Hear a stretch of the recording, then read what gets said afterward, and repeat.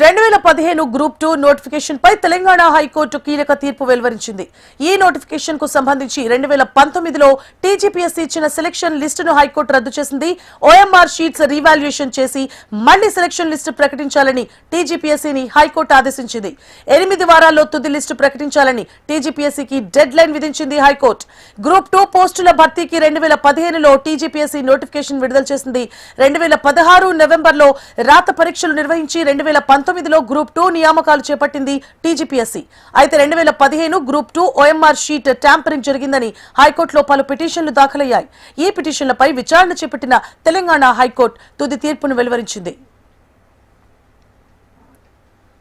ఈ సందర్భంగా టీజీపీఎస్సీపై హైకోర్టు ఆగ్రహం వ్యక్తం చేసింది. హైకోర్టు ఆదేశాలను టీజీపీఎస్సీ ఉల్లంఘించి పరిధి దాటి వ్యవహరించిందని మండిపడింది.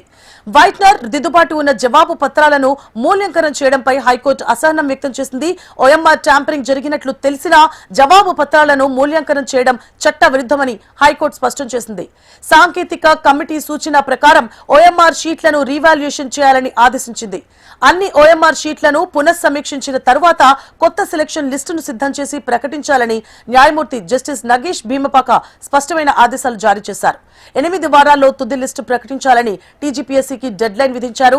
అలాగే గ్రూప్ 1 పిటిషన్లపై కూడా విచారణను డిసెంబర్ 22కు వాయిదా వేసింది తెలంగాణ హైకోర్టు.